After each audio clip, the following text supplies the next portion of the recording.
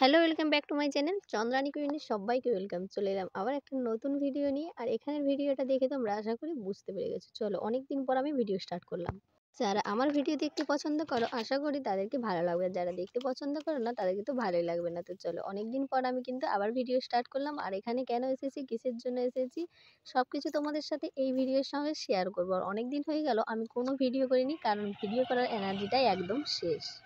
তোমরা তো জানো, ভিডিও করার ইচ্ছা থাকলে একদম ইচ্ছা থাকলে উপায় করা যায় না। উপায় করার জন্য কিছু সময় বার করতে হয়, আর সেই সময়টা আমার কখনোই হয়ে ওঠেনি।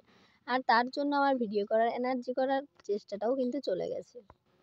তোমরা এখানে দেখতে পাচ্ছ, আশা করি বুঝতে পেরে গেছো। এখানে দেখো আমি গাড়িতে শোরুমে চলে এসেছি। আর শোরুমে এসেছি কারণ আশা করি তোমরা সবকিছুই বুঝতে পেরে গেছো। তো চলো বলি। হ্যাঁ, আমি কিন্তু একটা পুরনো স্কুটি নিয়েছিলাম। সেইটা কিন্তু প্রায় ১ মাস হয়েছে। সেটা আমার কিন্তু সোশ্যাল মিডিয়াতে শেয়ার করা হয়নি। আর এটার কারণ হচ্ছে স্কুটিটা আমি বারবার খারাপ হয়ে যাচ্ছিল, তার জন্য কিন্তু বাগাতে এসেছিল আমার ভাই। আর আমি এখন কিন্তু বাপের বাড়িতেই ছিলাম। জানি না এটা কবে শেয়ার করতে পারবো, কারণ আমার এনার্জি শেষ। আর এখানে দেখো অনেক কিছু গাড়ি আছে, অনেক রকমের গাড়ি। আর হোন্ডা শোরুমে আমরা চলে এসেছি, তার মধ্যেই আমরা কিন্তু গাড়ি চুজ করব।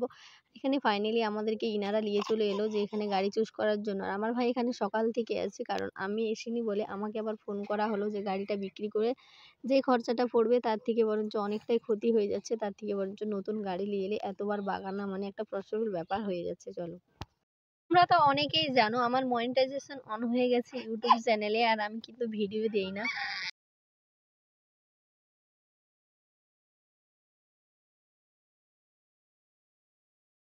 গাড়ি ছিল, আর সেটা ভাইয়ের কিন্তু পছন্দ হয়েছিল। যখন স্টার্ট করে তখনই কিন্তু আমাদের একটা কালো ধোঁয়া মেরেছিল আর মোবিল ঝরেছিল, তার জন্য কিন্তু সেটা ক্যান্সেল করে দেওয়া হলো। তারপরে আমরা একটা নতুন গাড়ি চুজ করলাম। আর সেই নতুন গাড়িটাতে কিন্তু এলইডি টাইপেরও আছে। আমরা সেটা নিয়ে একটা কাঁটাওয়ালা গাড়ি নিয়েছি, সেটা তোমাদের সাথে শেয়ার করবো কোনটা নিয়েছি, কি কি নিয়েছি। চলো তাহলে দেখতে থাকো পুরো ভিডিওটা।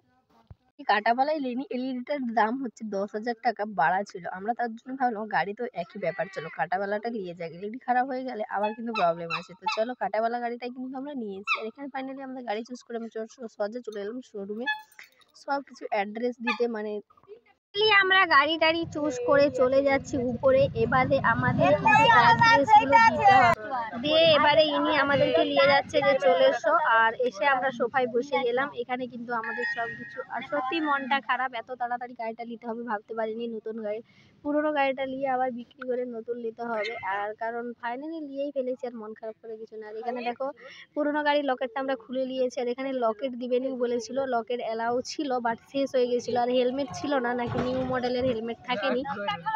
অনেক রিকোয়েস্ট করার পর আমাদের কিন্তু হেলমেট লিখে দিয়েছে, তাও আবার কখন জানো, যাওয়ার সময়। এখানে দেখো আমাদেরকে চা দিয়েছিল, একদম বাজে খেতে চা, আমরা খাইনি, রেখে দিয়েছি। আর এখানে দেখো আমাকে প্রায় ২৮টার মতো সই করতে হয়েছে, সই করে করে আনা। ভাই বলেছিল ৫০টা, কিন্তু না, উনি বলেছিল কম হবে, ২৮টা। তিনি হচ্ছে যে বসে আছে চেয়ারে, ইনি আমাদের মেন চার্জ।